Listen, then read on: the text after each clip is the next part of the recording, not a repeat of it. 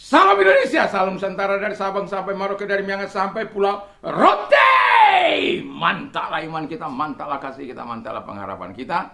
Tentunya dalam Yesus Kristus menjadi Tuhan dan Juru Selamat kita dan Juru Selamat dunia. Dan jangan katakan bahwa Yesus bukan Tuhan, jangan katakan pula bahwa Yesus bukan Juru Selamat. Dia adalah Tuhan, dia adalah Juru Selamat.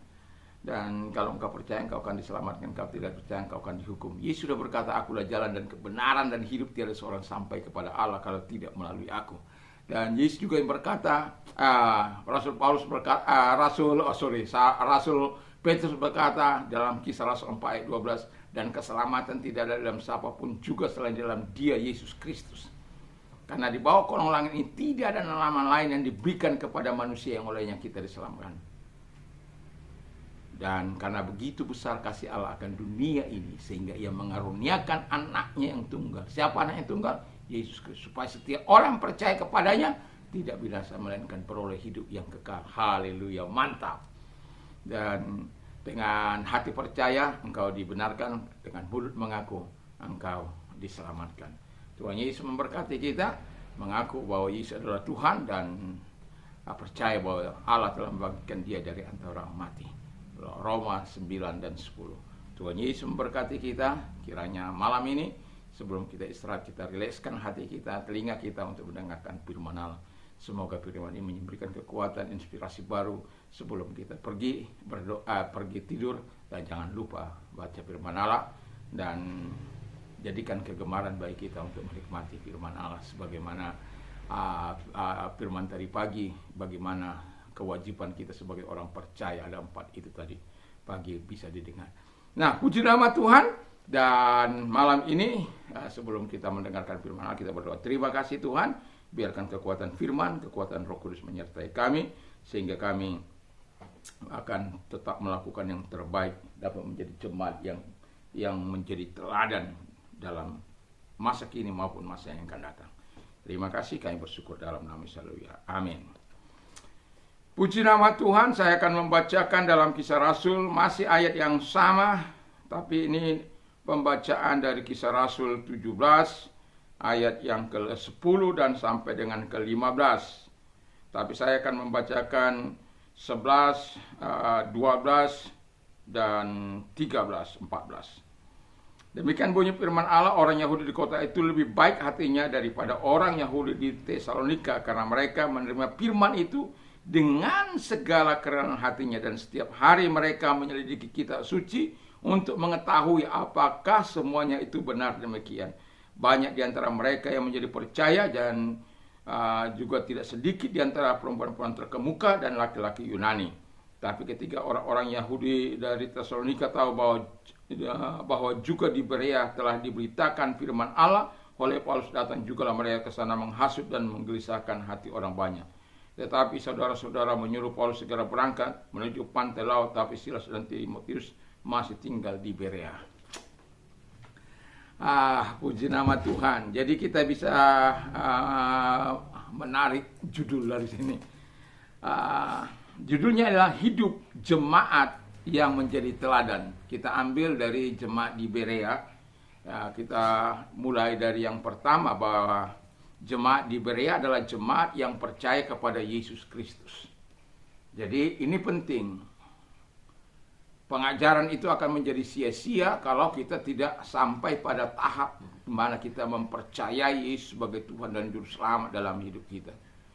Yesus sebagai Tuhan yang menguasai hidup kita, yang bertata di hati kita, sehingga Dia nantinya akan mengubah hidup kita, mentransformasi kehidupan kita, karena kita sudah membiarkan Dia untuk masuk menguasai hati dan pikiran kita, sehingga tindakan kita, perkataan kita, perbuatan kita mencerminkan sesuai dengan firman Allah. Jadi jemaat di Berea itu adalah jemaat yang betul-betul percaya kepada Yesus Kristus. Yang kedua, yang Alkitab katakan yang lebih baik, jemaat di Berea adalah jemaat yang lebih baik hatinya. Karena transformasi yang sudah Tuhan lakukan, jadi mereka menikmati persekutuan yang indah dengan Tuhan itu. Hati mereka diubah, makanya yang lebih baik hatinya dari jemaat di Tesalonika. Jemaat Tesalonika itu sebagian dari mereka adalah orang-orang yang percaya pada Tuhan dan takut akan Tuhan. Tapi sebagian lagi itu orang-orang yang hidup dalam iri hati, suka menyangkal dan suka memprovokasi, suka membuat orang marah-marah gitu. Supaya apa? Melawan sang pengajar firman Allah itu. Ada jemaat seperti ini. Wah, yang punya jemaat seperti ini stres dah pendetanya. Pasti stres. Kalau ada jemaat yang seperti ini, jangankan sampai 5-6 orang. Aduh.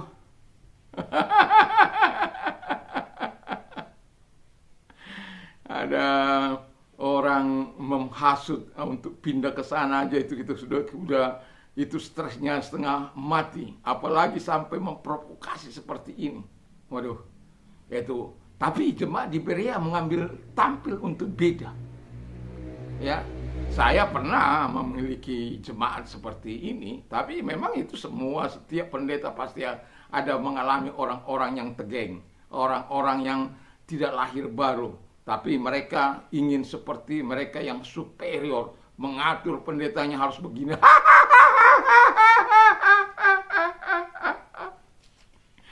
Dan mengatur sampai apanya pun harus diatur, khotbahnya juga harus diatur.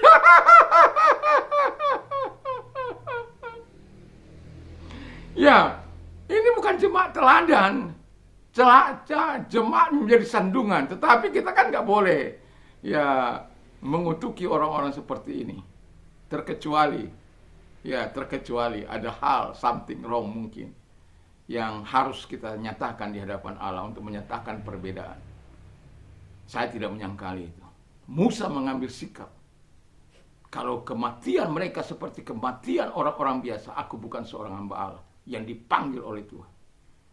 Dan bumi mengangahkan untuk menalan Datan, Bani Korah, CS itu. Tapi jemaat di Berea itu adalah jemaat yang hatinya lebih baik. Wow. Saya pas orang melihat hati orang-orang jemaat yang seperti ini sudah menjadi penghiburan bagi seorang hamba Tuhan.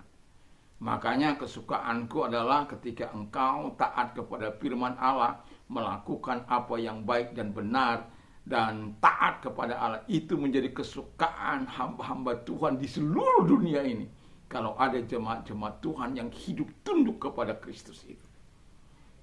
Itu sebabnya kami sebagai hamba-hamba Tuhan pun belajar untuk menundukkan diri kepada Dia. Jadi sehingga pengajaran kami bukan hanya sekedar berdoa ya, baca firman Allah ya. Tapi kami sendiri gak berdoa, gak baca. Puasa ya, sementara dirinya sendiri gak pernah puasa. Bertahun-tahun gak pernah puasa. Nah, itu enggak benar itu. Ya, saya ada masa puasa pendek, ada masa puasa panjang. Tapi saya mau katakan kepada kita, ya, jemaat di Berea itu lebih baik. Lalu kemudian, jemaat di Berea adalah jemaat yang menerima firman Tuhan dengan segala kerelaan hati.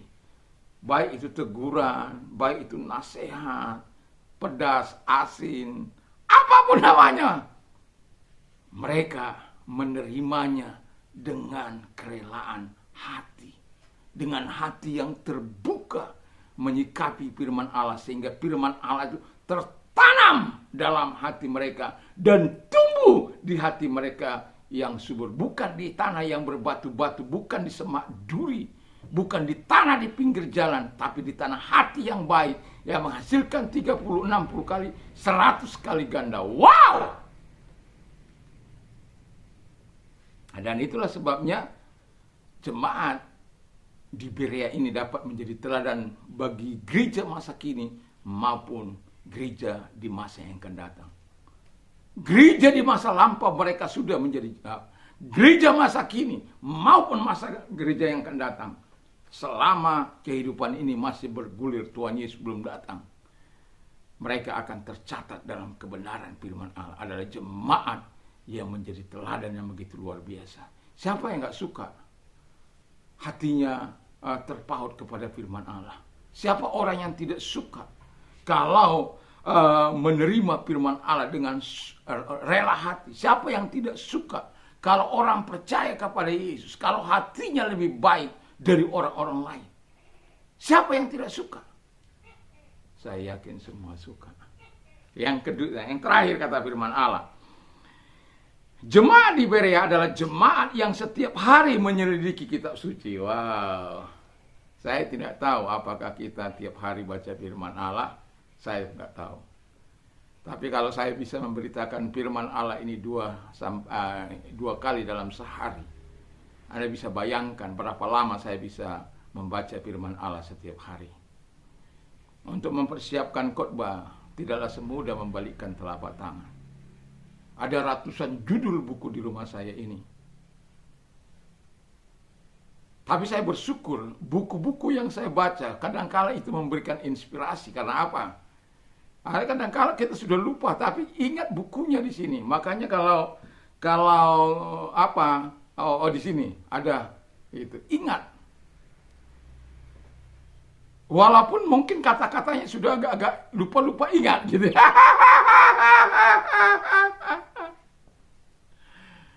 Tapi saya mau katakan, membaca, selama engkau mau membaca kebenaran firman Allah, menyelidiki firman Allah, hatimu juga akan bertumbuh dalam kebenaran itu.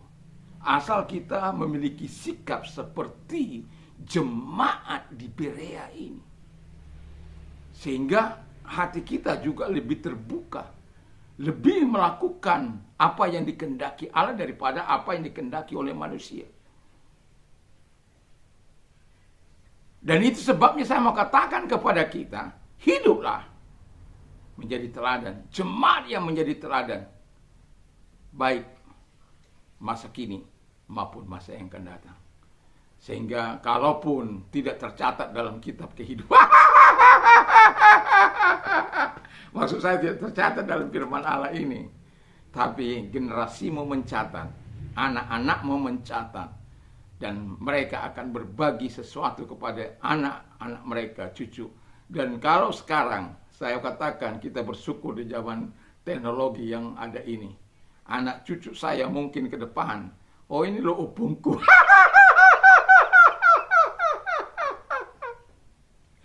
Ini opungku ini loh. Kamu tahu enggak ini opungku ini? Aduh, cucu aja, kawin aja anak belum sudah punya bayangkan cucu.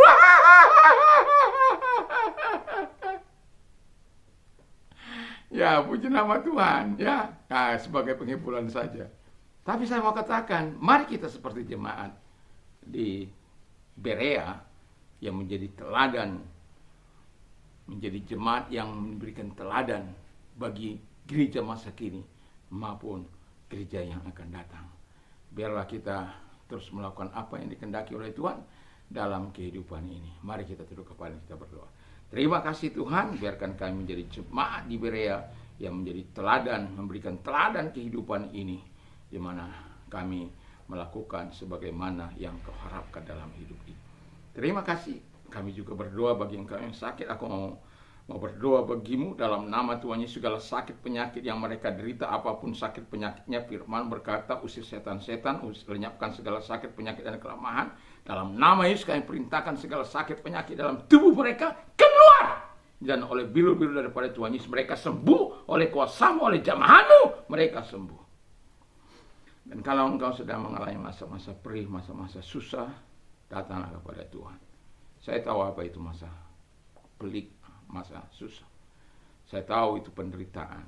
Tetapi yang mau saya katakan, jangan pernah keluar dari kebenaran firman Allah. Senantiasalah berharap kepada Tuhan dan engkau lihat kebaikan dan kemurahan Tuhan. Ada cara-cara Tuhan yang jauh di luar pemikiran kita. Karena engkau dilihatnya setia dan taat terhadap firman Allah walaupun dalam keadaan susah. Dan Tuhan tidak akan abaikan itu. Belajarlah dari Ayub, belajarlah dari Sadrak, Mesak, Abednego, Daniel, dan banyak tokoh-tokoh Alkitab lainnya. Dalam penderitaan mereka, mereka datang kepada Tuhan. Dan Tuhan menyelesaikan segala persoalan mereka. Kalau engkau mau datang kepada Tuhan, angkat kedua belah tanganmu, kita berdoa. Terima kasih Tuhan, biarlah kasih dan kuasa-Mu menjamah mereka, sehingga sebagaimana firman-Mu Engkau memberikan kelegaan, dan firman-Mu juga berkata bahwa orang-orang yang mengasihi Engkau dan mengenal nama-Mu, dan ketika kami berdoa Engkau menjawab doa kami Tuhan. Perintah-Mu yang mengatakan supaya kami berseru kepadamu, kami berseru kepada Tuhan. Engkau berkata, berserulah kepada waktu kesakan, aku akan meluputkan engkau dan engkau akan memuliakan aku. Kami mau terluput dan kami mau memuliakan engkau. Terima kasih, biarlah firman-Mu Engkau genapi bagi setiap mereka yang mengalami persoalan dalam kehidupan ini. Di dalam nama Yesus kami bersyukur dan kami berdoa buat pertolongan-Mu, buat kebaikan kepada mereka. Dalam nama Yesus, haleluya. Amin. Selamat malam, selamat kita menikmati tidur kita, dan deep sleep-nya Tuhan menyertai kita, sehingga besok pagi kita boleh bangun dengan tubuh yang sehat kembali. Kita membaca firman Allah, bergumul, berdoa bersama dengan Tuhan.